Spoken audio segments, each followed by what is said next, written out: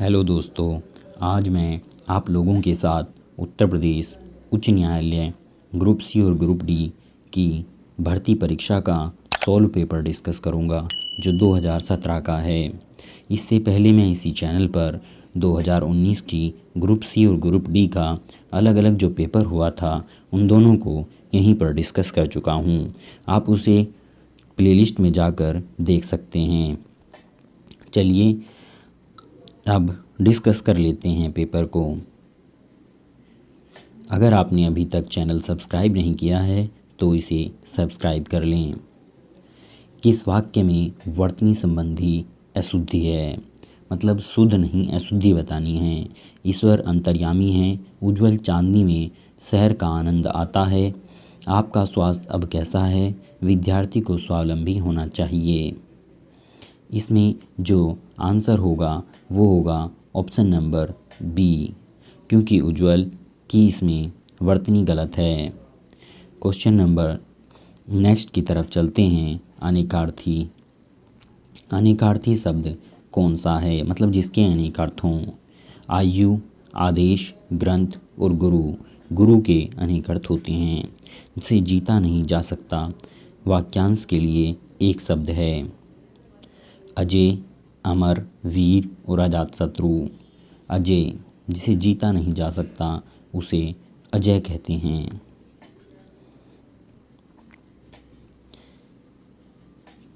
यहाँ पर ये आपका पैराग्राफ दिया गया है।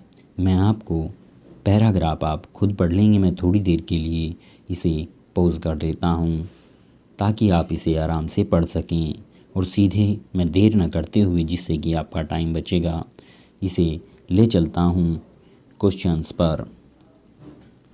क्वेश्चन की बात करते हैं। मित्र शक्तियों का प्रमुख शत्रु कौन था? तो इसमें आपका ऑप्शन है ब्रिटेन, फ्रांस, जर्मनी और संयुक्त राज्य अमेरिका। इसमें आंसर है option number C. Question number next की तरफ चलते हैं। मित्र राष्ट्रों का शांति सम्मेलन कहाँ हुआ? मित्र राष्ट्रों का शांति सम्मेलन के लिए ऑप्शन है लंदन, पेरिस, बर्लिन और वाशिंगटन। तो पेरिस।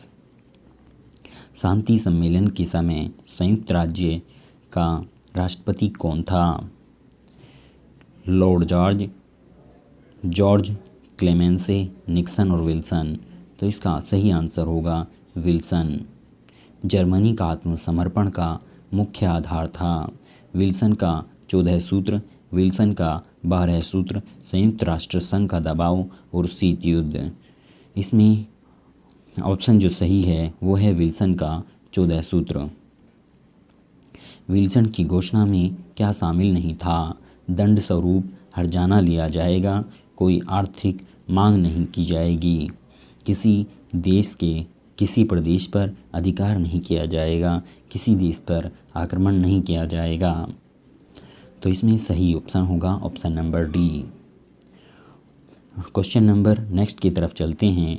उपमेय में उपमान का निषेध रहित आरोप हो तो कौन सा अलंकार होता है? जहाँ पर उपमेय में उपमान का निषेध रहित आरोप होता है तो वहाँ रूपक अलंकार होता है। सुवर्ण को खोजत फिरत, कवि कामी और चोर। इसमें कौन सा अलंकार है? तो यहाँ पर श्लेष अलंकार होगा। विभत्स रस का स्थायी भाव कौन सा होता है? विभत्स रस का स्थायी भाव के लिए ऑप्शन है क्रोध, भय, विस्मय और जुगुप्सा। तो यहाँ पर विभत्स रस का स्थायी भाव होता है जुगुप्सा। क्वेश्चन नंबर नेक्स्ट की तरफ चलते हैं। भाव जिसके हृदय में रहते हैं उसे कहा जाता है आश्रय, आलंबन, उद्दीपन या आलम्ब्यजन उद्दीपन। तो उसे आलंबन कहते हैं। जिसके हृदय में भाव उत्पन्न होता है वो आलंबन होता है। दशानन में कौन सा समास है? दशानन में जो समास हैं तत्पुरुष, कर्मधारय, बहुब्रीहि और द्विगु। दशानन में बहुब्रीहि समास है। जल का पर्यायवाची नहीं है, यहाँ पर नहीं पूछा है। नीर, तोय, पेय और पीयूष। पीयूष जो है वो जल का पर्यायवाची नहीं होता। पीयूष होता है अमृत का पर्यायवाची। कृतज्ञ का विलोम शब्द है।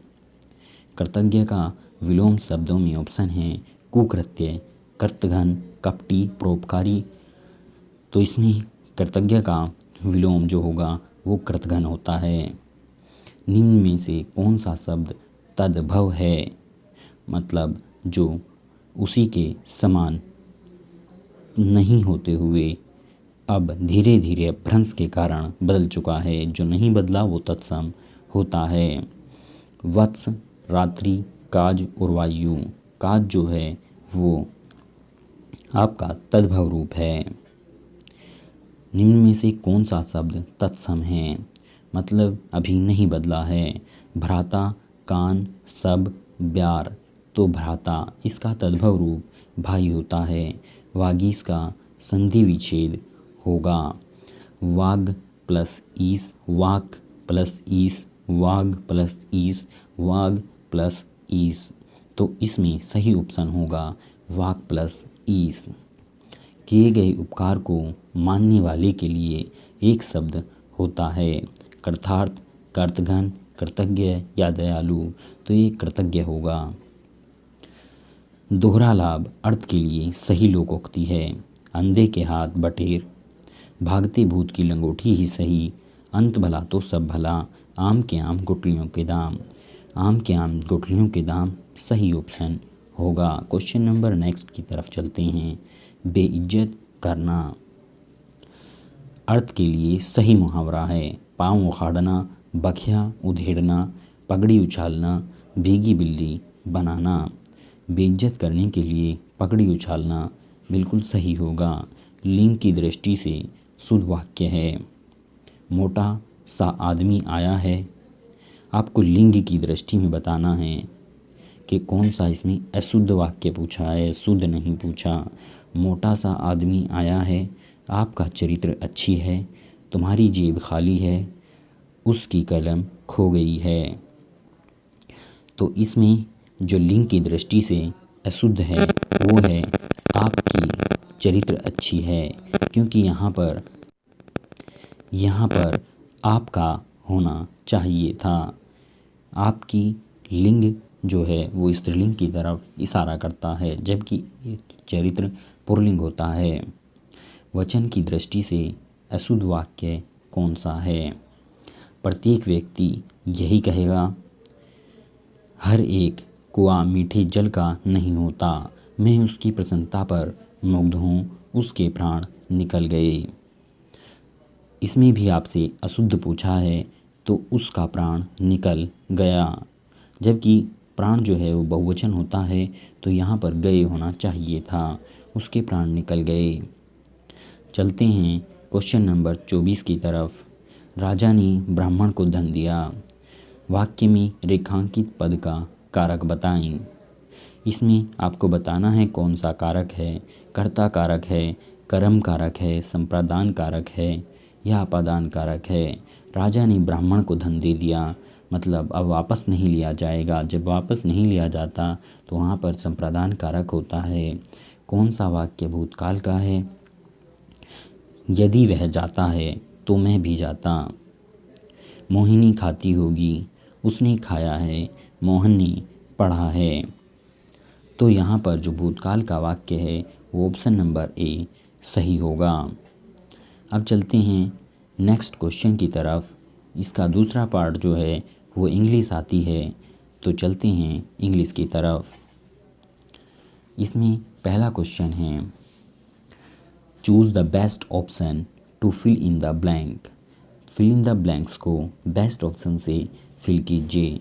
4 अब आपका ब्लैंक है, आपको फिल करना है। 4 single item building in the supermarket you need to go to last counter. तो यहाँ पर जो होगा द या फिर कोई आर्टिकल नहीं आएगा, द ए आएगा, ए एन आएगा या फिर नो आर्टिकल आएगा और द आएगा। तो ये होगा option number D 4 single item building in the supermarket you need to go to the last counter. Question number next choose the best option to fill the blank. Blank को भरने के लिए आपको करेक्ट ऑप्शन चुनना है। Young king of Nepal plants a tree of mark celebration of his birth instead of spending on the other festival. इसमें जो सबसे बेस्ट ऑप्शन होगा वो होगा द, और द यहाँ पर आएगा the young king of Nepal plant a tree to mark the celebration of his birth instead of spending on other festivals. Choose the correct option to fill in the blank. इसमें भी ऊपर वाला ही पूछा है। The employer and his manager have come conflict about the implementation of the project. तो इसमें जो best option होगा वो होगा आपका option number D. The employ and his manager have come into conflict about the implementation of the project. इसमें भी same ही चीज़ पूछी है। The thief will not be allowed to get with his this robbery. तो इसमें option number A सही होगा, क्योंकि the thief will not allowed to get away with this robbery. Question number next की तरफ चलते हैं। इसमें भी वही बात पूछी है जो ऊपर पूछी जा रही है। Dharm decided to forget the past incidents and not held any enmity his neighbour. यहाँ पर ऑप्शन नंबर ए करेक्ट होगा। Dharm decided to forget the past incident and not hold any enmity with his neighbours. Question number 31 की तरफ। We will have to put our vacation till my mother get all right. यहाँ पर option दिए गए हैं of, away, down और forward. यहाँ पर जो ऑप्शन होगा वो आपका ऑफ बिल्कुल सही होगा, यानी we shall have to put off our vacation till my mother get all right. Next question जो है वो आपका यहाँ पर पूछा गया है। Choose the word which means the same as the group of word given. मतलब आपको इसमें ये बताना है कि जो सेंटेंस दिया है इसके लिए वन वर्ड क्या होगा, यानी one word substitution. One who seize the dark side of life. इसका जो करेक्ट ऑप्शन होगा वो पेसिमिस्ट होगा। ये है कि जो लाइफ की डार्क साइड भी देख सकता है उसे पेसिमिस्ट कहते हैं। यहाँ पर भी आपसे वन वर्ड सब्स्टिट्यूशन ही पूछा है। Collection of Lions. लायंस का जो कलेक्शन होता है उसे क्या कहते हैं, तो उसे प्राइड कहा जाता है। Choose the correctly spelled word. Spelling बतानी है आपको कि इसमें कंपटीशन की सबसे सही स्पेलिंग कौन सी है। तो इसमें कंपटीशन की जो सही स्पेलिंग है वो होती है COMPETITION। यहाँ पर एक पैराग्राफ दिया गया है, आप उसे ढंग से पढ़ सकते हैं। मैं धीरे धीरे से स्क्रॉल करता हूँ और फिर सीधे क्वेश्चंस पर आता हूँ।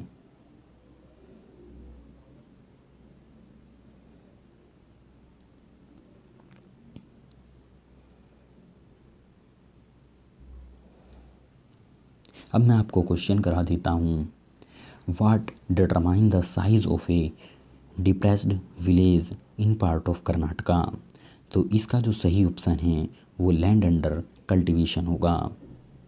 मैं सीधे आपको ऑप्शन इसलिए बता रहा हूँ क्योंकि आपने पैराग्राफ पढ़ लिया होगा। आप एक बार उसे पढ़कर तब इसे चेक करें तो बेहतर होगा। अगर मैं पढ़ता तो उससे आपका टाइम ख़राब होता और कुछ नहीं होने वाला था। What is the special feature of such villages. तो इसका सही ऑप्शन होगा we can not see their boundaries. Question number next की तरफ चलते हैं। What is the most crucial concern for people living in depressed villages. तो इसका सही ऑप्शन है safety. Option number B. Which phrase from the passage best describe the opposite of depressed village. तो इसका सही ऑप्शन है न्यूक्लिएटेड विलेज। नेक्स्ट क्वेश्चन की तरफ चलते हैं। ये है how do the person in the villages defend themselves from external danger. तो यहाँ पर सही ऑप्शन है बाय यूजिंग मार्शल आर्ट। ये अभी पैराग्राफ के ही क्वेश्चन चल रहे हैं। अब पैराग्राफ के क्वेश्चन ख़त्म हो गए। अब मैं आपको बताऊंगा find the word that mean the same as underline word. मतलब ये है कि अंडरलाइन किए गए वर्ड का जो सेम ऑप्शन होगा वो आपको बताना है। अगर सीधी भाषा में कहें तो आपको साइनोनियम घुमाकर पूछे गए हैं।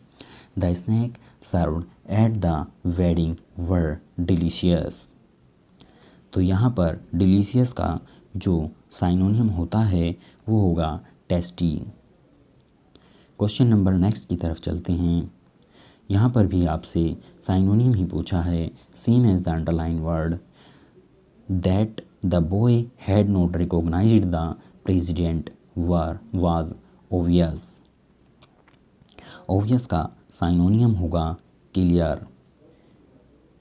अगर इसकी एंटोनिम की बात करता तो एंटोनियम होता ओपेक्यू या हिडन। यहाँ पर आपसे find the word that mean the opposite of the underline. Opposite मतलब आपसे एंटोनियम पूछा है। Extremely high pitched sound can repel bird. यहाँ पर इसका रिपेल का जो एंटोनियम होगा वो होगा एट्रैक्ट। नेक्स्ट क्वेश्चन पर चलते हैं। नेक्स्ट क्वेश्चन में भी आपसे opposite of the underline word ही पूछा है। मतलब यहाँ भी आपसे एंटोनियम पूछा गया है। Real estate price have plummeted in the past 6 month. यहाँ पर इसका जो आपका एंटोनियम होगा वो होगा राइजन शार्पली। राइजन शार्पली मतलब option number D. Next question की तरफ चलते हैं। Underline part of the sentence which is not grammatically correct. मतलब जो आपका ग्रामेटिकली करेक्ट नहीं है आपको यहाँ पर वो बताना है। Owing to bad weather the aeroplane could not leave in its expected time of the departure. तो यहाँ पर जो आपका गलत है अंडरलाइन में वो है इन इट्स। नेक्स्ट पर चलते हैं। Identify the underline part of the sentence which is not grammatically correct. मतलब इसमें भी ग्रामेटिकली अंडरलाइन में जो ग्रामेटिकली करेक्ट नहीं है वो आपको बताना है। तो यहाँ पर सेंटेंस है the Egyptian first made paper out from papyrus which grew along the river Nile. तो यहाँ पर जो इनकरेक्ट है वो है आउट फ्रॉम। यहाँ पर आउट फ्रॉम गलत है। Sentence is not grammatically correct जो ऊपर पूछा है वो यहाँ पर पूछा है, यहाँ भी आपको गलत ही बताना है। One day wealthy man draw out of the great big city in which he lived. यहाँ पर जो आपका करेक्ट ऑप्शन है वो है, मतलब जो आपका गलत है जो इसने पूछा हुआ है वो है आउट ऑफ द। इसमें भी सेम ही चीज़ पूछी है। Not grammatically correct, grammatically correct नहीं है वो बताना है। It is rare because it is the only such map available. तो यहाँ पर जो इनकरेक्ट है मतलब जो इसने पूछा है वो होगा सच मैप।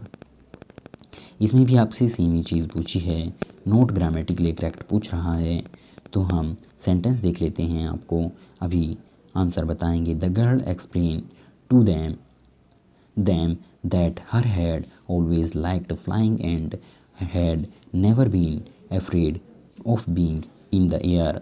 यहाँ पर जो आपका इसके लिए ऑप्शन सही होगा वो होगा that her had।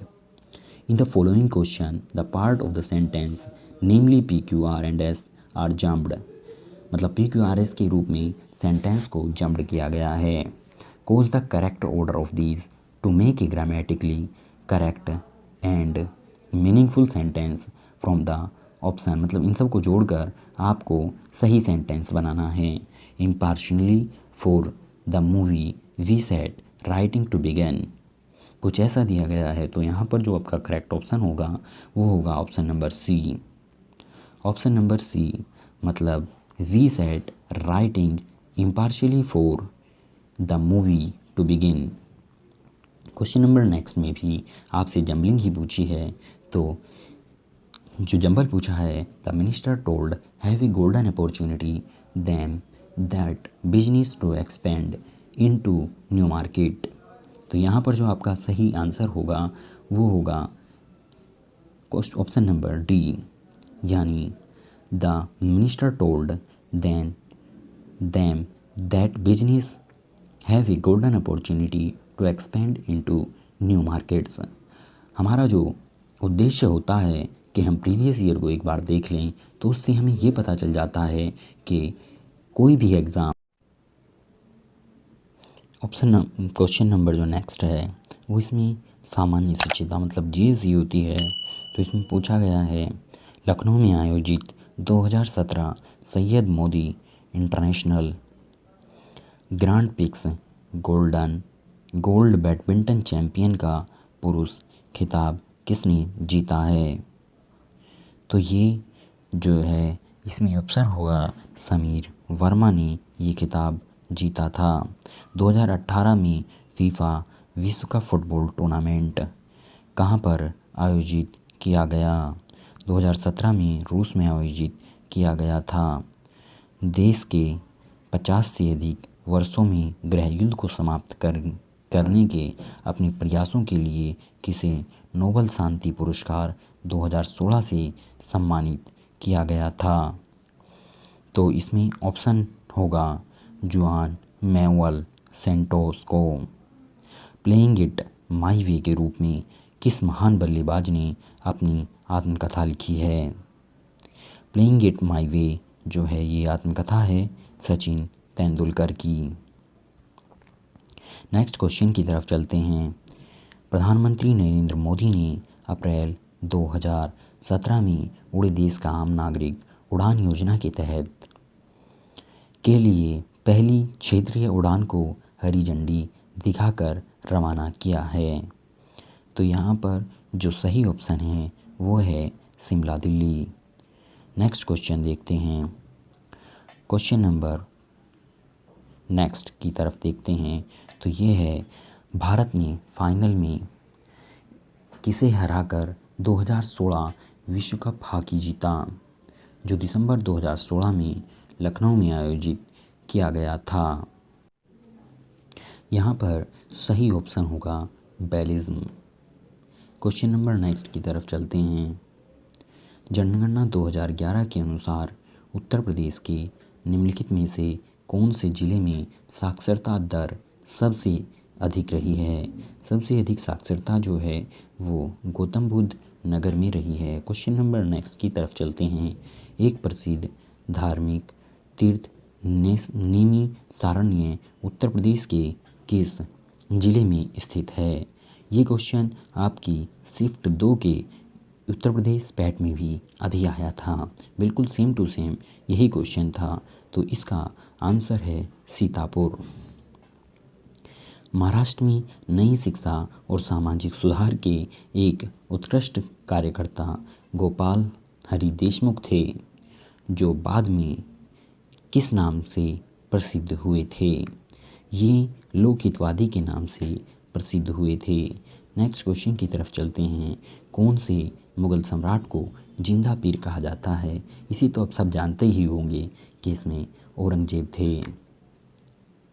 एक मुस्लिम राष्ट्रीय विद्वान थे जिन्होंने काहिरा में शिक्षा प्राप्त की थी और अपने अखबार अल हिलाल का प्रकाशन किया और प्रमुख राष्ट्रीय नेता बने।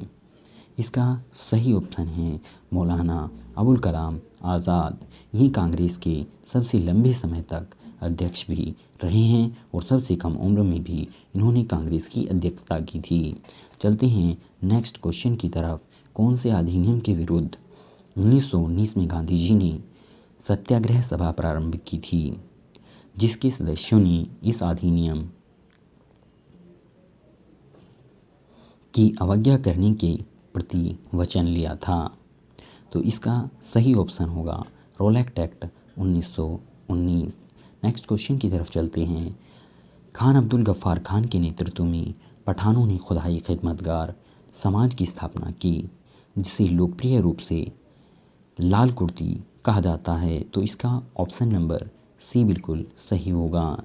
निम्नलिखित में से कौन सा बॉक्साइट का सबसे बड़ा उत्पादक देश है? बॉक्साइट के लिए सबसे बड़ा उत्पादक देश ऑस्ट्रेलिया है। बांग्लादेश के तुरंत प्रवेश करने के बाद गंगा नदी को किस नाम से जाना जाता है? बांग्लादेश में प्रवेश करने के बाद यह नदी पद्मा के नाम से जानी जाती है। निम्नलिखित में से कौन सी अंडमान निकोबार द्वीप समूह की सबसे ऊंची चोटी है? अंडमान निकोबार द्वीप समूह की सबसे ऊंची चोटी सैडल पीक है, जो कि 762 मीटर ऊंची है। भारतीय संविधान के 91वें संशोधन के तहत मंत्रिपरिषद के सदस्यों की संख्या लोकसभा और विधानसभा के कुल सदस्यों की संख्या के कितने प्रतिशत से अधिक नहीं होनी चाहिए? ये आपका 15% से अधिक नहीं होनी चाहिए। प्रधानमंत्री और मुख्यमंत्री उसी में सम्मिलित होते हैं। सर्वोच्च न्यायालय के कौन से न्यायाधीश के विरुद्ध भारतीय संसद में पहली बार महाभियोग चलाया गया था? तो इसमें ऑप्शंस हैं सौमित्र सेन, वी रामास्वामी, पीडी दिनाकर और CS करकण। तो इसमें जो सही ऑप्शन होगा वो होगा CS करकण।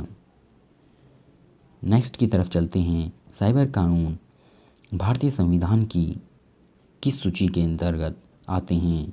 साइबर कानून जिस टाइम पर हमारा संविधान बन रहा था उस टाइम पर कोई भी साइबर कानून नहीं था।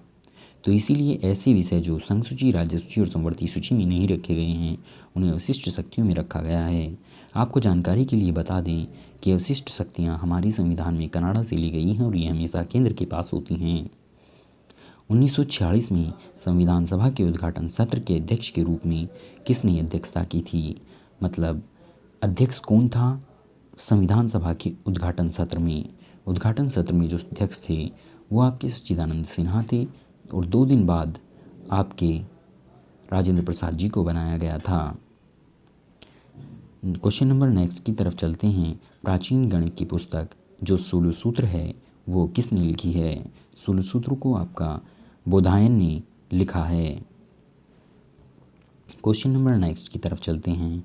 निम्नलिखित में से कौन सा लोक नृत्य जम्मू कश्मीर राज्य से संबंधित है? तो जम्मू कश्मीर राज्य से संबंधित नृत्य गिद्दा है। निम्नलिखित में से कौन सा बिहार राज्य में प्रचलित लोकमंच का रूप है? मतलब बिहार में जो प्रचलित है लोकमंच उसके बारे में पूछ रहा है।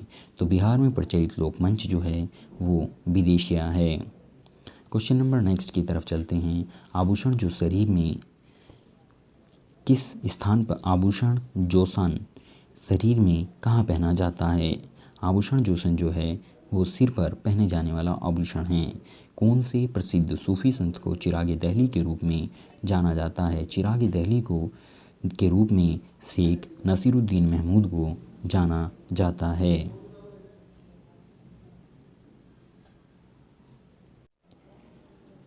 दोस्तों अब चलते हैं इसी पेपर के गणित पार्ट की तरफ।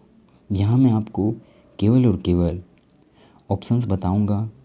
अगर आपको इसमें कोई भी दिक्कत आती है तो आप मुझे नीचे कमेंट में मैसेज करें और आपको डिस्क्रिप्शन में एक टेलीग्राम का लिंक मिलेगा, आप वहाँ पर जाकर भी मैसेज कर सकते हैं। वहाँ मैं आपको इसका सॉल्यूशन प्रोवाइड करा दूँगा। आप इसे पहले खुद सोल्व करके देखें। अगर प्रैक्टिस सेट्स होता तो मैं कराने की कोशिश भी करता, लेकिन यह प्रीवियस ईयर है। अगर आप खुद से करेंगे तो बेहतर होगा। चलिए मैं आपको क्वेश्चंस बताता हूँ। 24,000 रुपये की राशि को 12% वार्षिक दर से 1/4 वर्ष के लिए चक्रवृद्धि ब्याज, जबकि ब्याज प्रति 5 महीने के बाद संयोजित होता है।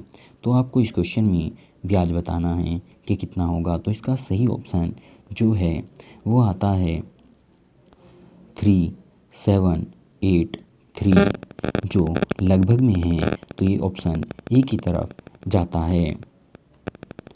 क्वेश्चन नंबर नेक्स्ट की बात करते हैं। किसी राशि पर 2 वर्ष के लिए 10% वार्षिक दर से चक्रवृद्धि ब्याज 2100 रुपये है। उसी राशि पर दोगुना समय को दोगुना कर दिया इसने।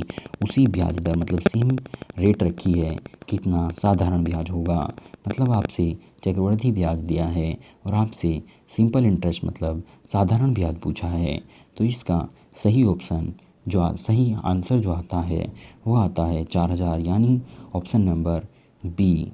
नेक्स्ट क्वेश्चन की तरफ चलते हैं।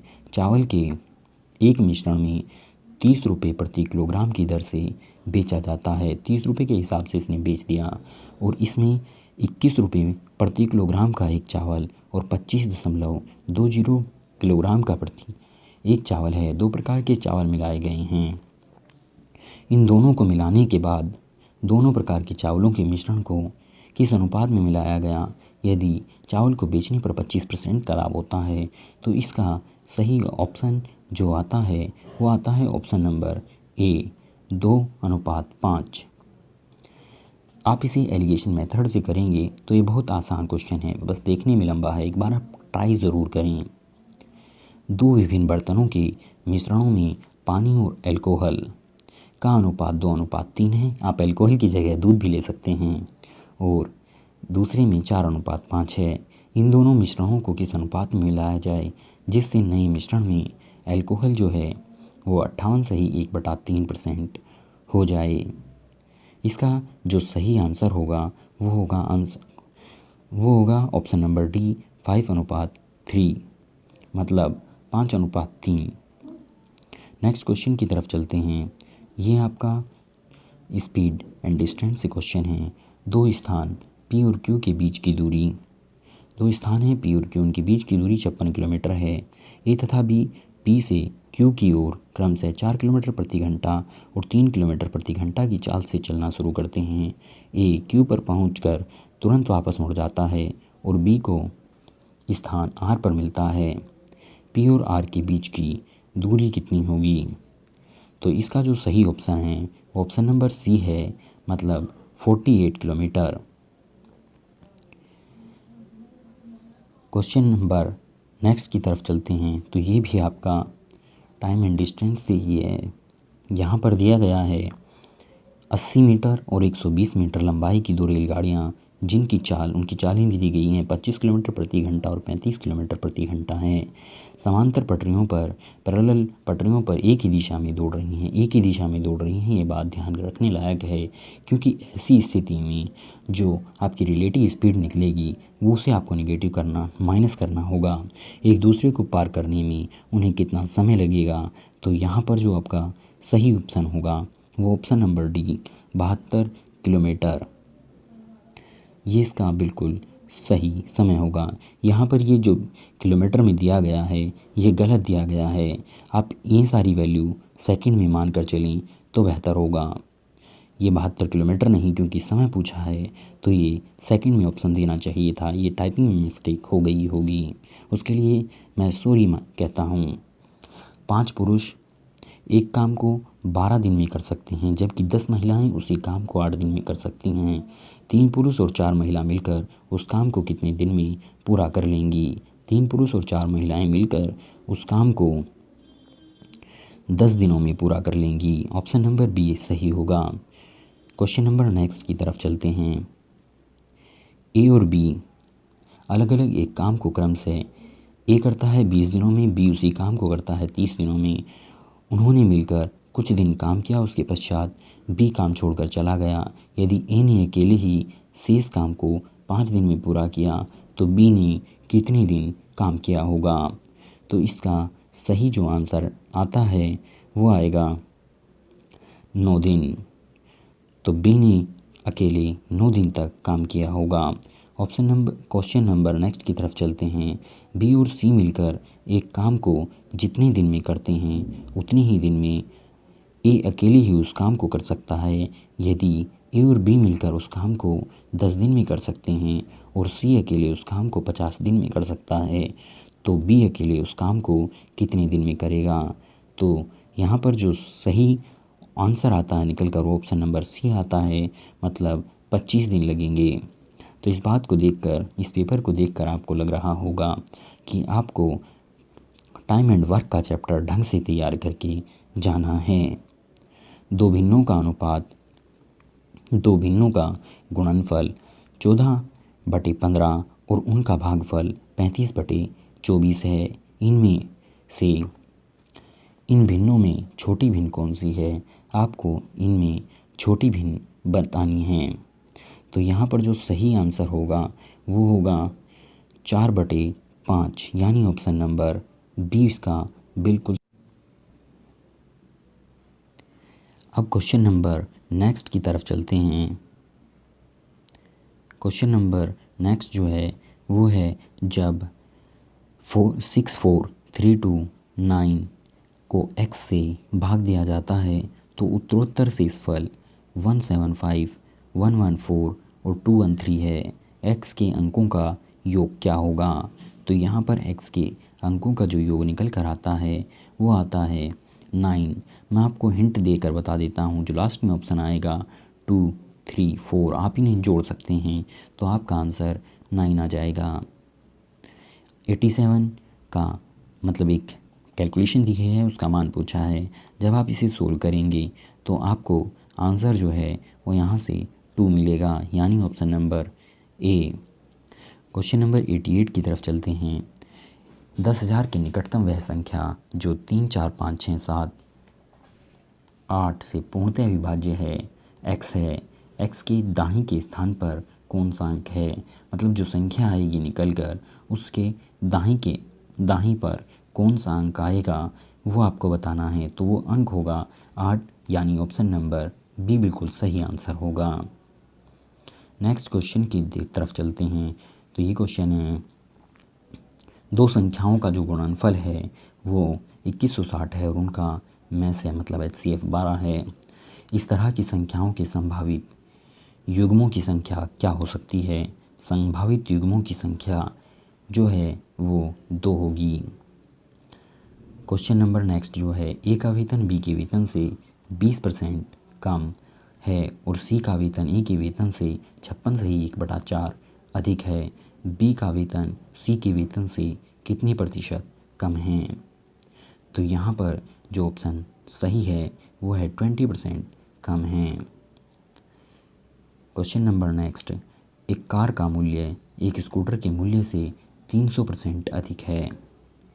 यदि कार के मूल्य में 15% की वृद्धि और स्कूटर के मूल्य में 20% की वृद्धि होती है तो 10 कार 8 स्कूटर के कुल मूल्य में वृद्धि होगी। कितनी कारों और कितने स्कूटर के मूल्य में कितनी वृद्धि हुई है इससे कोई फ़र्क नहीं पड़ता। एक के मूल्य में भी उतनी ही वृद्धि होती है जितनी कि 8 में होती है, क्योंकि वैल्यू परसेंटेज में दी गई है। तो यहाँ पर जो सही आंसर होगा वो होगा 15 सही 5/6। ऑप्शन नंबर सी बिल्कुल सही होगा। एक व्यक्ति एक वस्तु को 10% के लाभ पर बेचता है। यदि वह इसे 10% कम मूल्य पर खरीदता और 4 रुपये कम पर बेचता तो उसे 11 से ही 1/9 का लाभ होता। वस्तु का आरंभिक मूल्य क्या होगा? तो वस्तु का आरंभिक मूल्य सोल्व करने के बाद 40 आता है। ऑप्शन नंबर सी बिल्कुल सही होगा। मानव ने 2 वस्तुएं 1008 रुपये में खरीदी। उसने एक को 20% हानि पर तथा दूसरी को 40% के लाभ पर बेच दिया। दोनों वस्तुओं का विक्रय मूल्य समान है। विक्रय मूल्य को समान कर लेना तब सोल्व करना। जिस वस्तु को लाभ पर बेचा उसका आपसे क्रय मूल्य यानी CP पूछा है, तो उसका क्रय मूल्य आता है 360 रुपये। ऑप्शन नंबर डी बिल्कुल सही होगा। एक व्यक्ति अपने सामान को 15% के लाभ पर बेचता है। हाल में सामान के क्रय मूल्य में 30% की कमी और विक्रय मूल्य में 29% की कमी आती है तो उसके लाभ का प्रतिशत है, मतलब कमी आने के बाद लाभ का प्रतिशत पूछ रहा है, तो ये 16 से ही 2/3 आता है, मतलब 16.66। नेक्स्ट क्वेश्चन की तरफ ले चलता हूँ। नेक्स्ट क्वेश्चन जो है आपका वो है, यहाँ पर 2 समीकरण दी गई हैं आपको, मतलब 2 संख्याएं दी गई हैं, उनका जो सार्वगुणनखंड होता है वो पूछा है। तो यहाँ पर जो सोल्व करने के बाद आपका आंसर आता है वो 21 आता है। इसका 21 यानी ऑप्शन नंबर डी बिल्कुल सही होगा। क्वेश्चन नंबर नेक्स्ट की तरफ चलते हैं। एक गुणनखंड दिया गया है, उसमें गुणनखंडों की संख्या आपसे पूछी है तो इसमें जो गुणनखंडों की संख्या आती है वो आ रही है 72, यानी ऑप्शन नंबर सी बिल्कुल सही है। नेक्स्ट क्वेश्चन की बात करते हैं। ए और बी 2:1 के अनुपात में कमाते हैं, 5:3 के अनुपात में खर्च करते हैं, 4:1 के अनुपात में बचत करते हैं। यदि उन दोनों की कुल मासिक बचत 50,000 रुपये है तो उनकी आयों का अंतर बताएं। तो यहाँ पर आयों का जो मतलब जो उनकी सैलरी है उसका जो अंतर निकल के आता है वो 70,000 आता है। ऑप्शन नंबर बी बिल्कुल सही होगा। क्वेश्चन नंबर नेक्स्ट की तरफ चलते हैं। यदि एक्स, वाई और जेड धनात्मक संख्याएं हैं और X square plus Y square अनुपात X square Y square Z square ratio Z square X square का जो अनुपात है वो 13:25:20 है, तो आपको एक्स वाई जेड का अनुपात बताना है। तो यहाँ पर जो ऑप्शन सही आएगा, आंसर जो होगा वो 2:3:4 होगा। क्वेश्चन नंबर नेक्स्ट की तरफ चलते हैं। 12540 की एक धनराशि को ABC में इस प्रकार बांटा जाता है कि ए के भाग बी और सी को मिलाकर भाग का अनुपात 3:7, बी के भाग और ए और सी के भाग को मिलाकर 2:9 हैं। तो सी का भाग कितना होगा? इसे सोल्व करने के बाद जो हमारा आंसर आया वो आया 6498। तो यानी ऑप्शन नंबर डी इसका बिल्कुल सही आंसर होगा। किसी कक्षा के सभी विद्यार्थियों का औसत भार 43 kg है। 4 और विद्यार्थी जिनके भार 36.5 kg और 39.5 kg और 42 किलोग्राम हैं कक्षा में सम्मिलित हो जाते हैं। अब उनका औसत भार पहले से 500 ग्राम कम हो जाता है। आरंभ में शुरुआत में जो विद्यार्थियों की संख्या निकल कर आती है वो है 20, यानी इसका ऑप्शन नंबर ए बिल्कुल सही होगा। आप नीचे टेलीग्राम का ग्रुप दिया गया है, आप उसमें जुड़ सकते हैं और वहाँ पर जितनी भी बच्चे हैं वो सारे के सारे ग्रुप सी और ग्रुप डी के ही हैं। आपकी वहाँ से बहुत हेल्प मिलेगी। देखने के लिए थैंक यू।